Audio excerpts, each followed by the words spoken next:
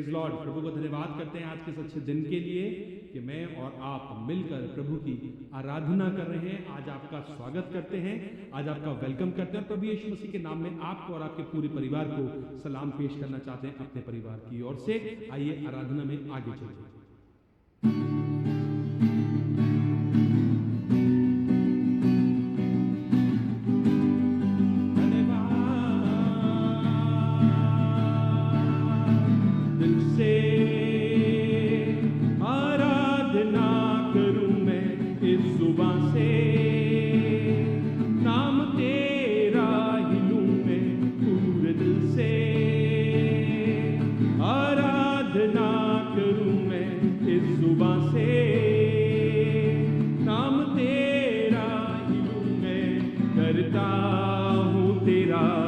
शुक्रिया मैं प्रभु करता हूँ तेरा, शुक्रिया मैं तेरे फजल में, तेरी दया में लिपटा मैं रहता हूँ तेरे फजल में, तेरी दया में लिपटा मैं रहता हूँ, मैं रहता हूँ, मैं रहता हूँ। धन्यवाद प्रभु आज के इस दिन के लिए खुदावंद, हम सब आराधकों की आराधना के लिए। जब लेता हूँ मैं नाम तेरा, तेरी सामर्थ को तब मैं देखता हूँ। तुझसे मिली हर बरकत मुझे महफूज तेरे संग में रहता हूँ। जब लेता हूँ मैं नाम तेरा, तेरी सामर्थ को तब मैं देखता हूँ। तुझसे मिले हर बरकत मुझे महफूज तेरे संग में रहता हूँ। करता हूँ तेरा शुक्रिया मैं प्रभु, करता हूँ तेरा शुक्रिया मैं तेरे फजल में, तेरी दया में लिपटा मैं रहता हूँ तेरे फजल में, तेरी दया में लिपटा मैं रहता हूँ।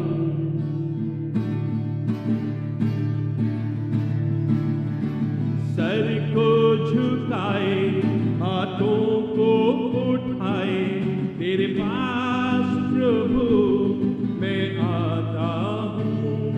तुझसे कहना ये चाहूँ, तेरे संग रहना चाहूँ। तेरे आगे मैं खुद को झुकाता हूँ। सर को झुकाए हाथों को उठाए तेरे पास प्रभु मैं आता हूँ। तुझसे कहना ये चाहूँ, तेरे संग रहना चाहूँ।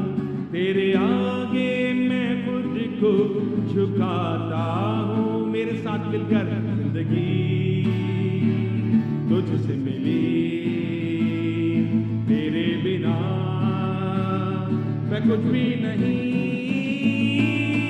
तेरे पास आता हूँ, तुझको मैं चाहता हूँ। तेरे नाम को मैं ऊंचा उठाता हूँ। तेरे पास आता हूँ, तुझको मैं चाहता हूँ। तेरे नाम को मैं ऊंचा उठाता हूँ। बिगड़ ना जाऊं मैं, बिखर ना जाऊं मैं, तेरे हाथों में ही रहना चाहूं मैं। दुनिया की भीड़ में कहीं खो ना जाऊं मैं, इस भीड़ में ना जाऊं मैं। खुदाबंद हमारी प्रार्थना, खुदाबंद आज की इस दिन में हमारी इल्तिजा आपके पास आकर सिर्फ यही है, खुदाबंद हमें संभाल ले। तूने अब तक संभाला है और आगे भी हमें संभाल खुदाबंद। हम तेरे बगैर कुछ नहीं है, तेरे बगैर कुछ नहीं कर सकते खुदाबंद।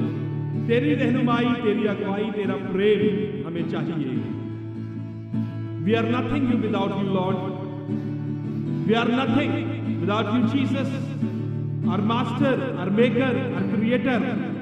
खुदाबंद सबसे ऊंचे पर तेरा नाम हो खुदाबंद, सबसे ऊंचे पर तेरा जलाल हो खुदाबंद। हमारी जिंदगी से, हमारे शब्दों से, हमारी बातों से, हमारी आराधना में सबसे ऊंचा, सबसे पहला दर्जा सिर्फ तेरा हो खुदाबंद। आज जितने आराधक हमारे साथ आराधना कर रहे हैं प्रभु, इन सब को नाम बनाम आशीष दे और बरकत दे और हमें संभाल खुदाबंद, अपने हाथों से हमें संभाल, क्योंकि तूने ही तो हमें बनाया है, तू ही हमारा करता है, तू ही हमारा बनाने वाला है खुदाबंद। आज सब बातों को तेरे सामने लाते हैं, हर एक को और हर एक के लिए आज धन्यवाद लेकर के आए और कहना मांगते हैं खुदाबंद तूने संभाल लिया है। धन्यवाद प्रभु, धन्यवाद। प्रार्थना प्रभु यीशु मसीह के नाम से मांगते हैं, आमीन। प्रभु यीशु मसीह धन्यवाद। आए हमारे बाप तू जो आसमान पर है, तेरा नाम पाक माना जाए, तेरी बादशाहत आए, तेरी मर्जी जैसे आसमान पर पूरी होती है और वैसे जमीन पर हो। हमारी रोज की रोटी आज हमें बख्श दे, और जिस तरह से हम अपने कसूर वालों को माफ करते हैं वैसे तू भी हमारे कसूरों को माफ कर। हमें आजमाइश में न पड़ने दे, बल्कि बुराई से बचा, क्योंकि बादशाहत, कुदरत और जलाल हमेशा तेरी है। आमीन। Thank you Jesus.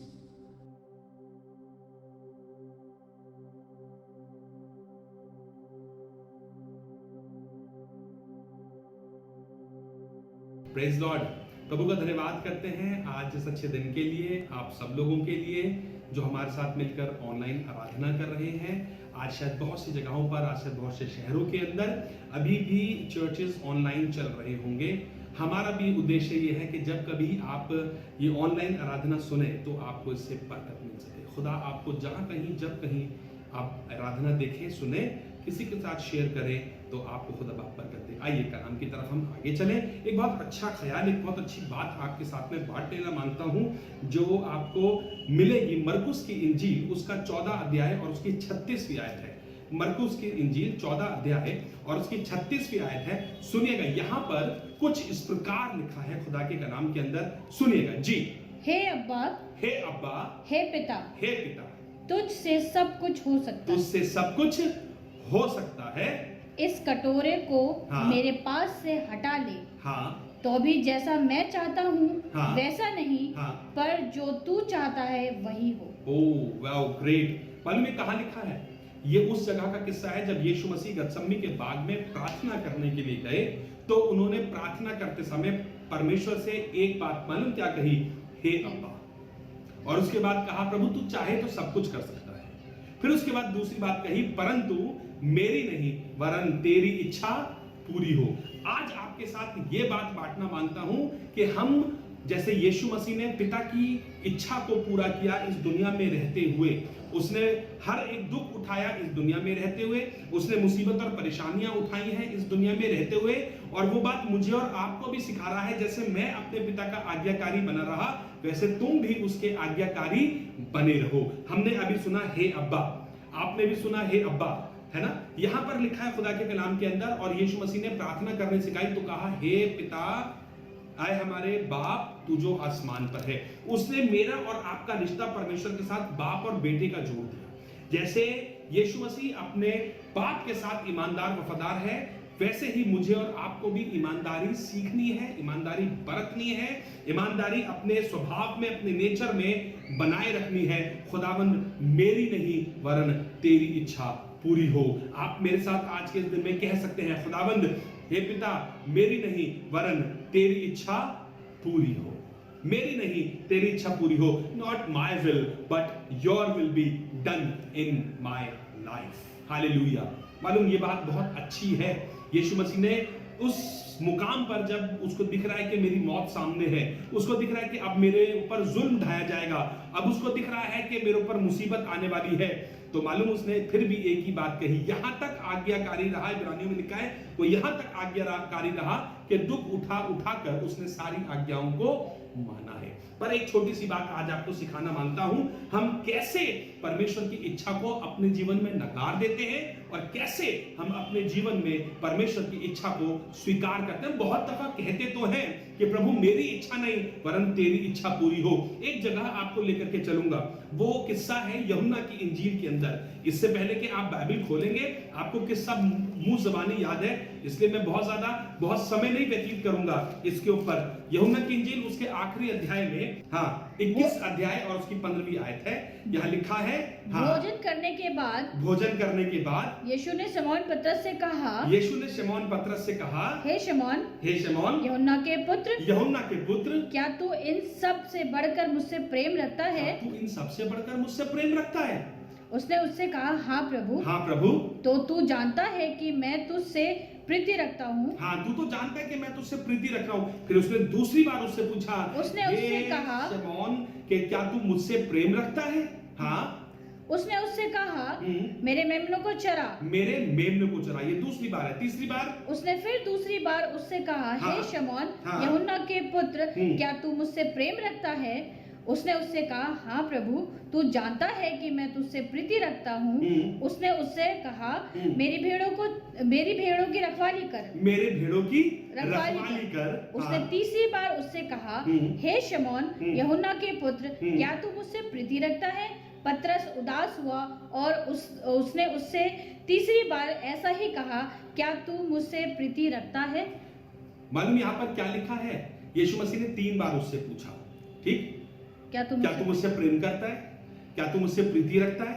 क्या तू मुझसे प्रेम करता है? मैं भी और आप भी तो बहुत दफा ये वाली बात कलाम को पढ़ने के बाद कहते हैं, हाँ प्रभु हम आपसे प्यार करते हैं, हाँ प्रभु हम आपसे प्यार करते हैं, लेकिन हम बहुत दफा उसके प्यार को इनकार कर देते हैं। मालूम कैसे करते हैं?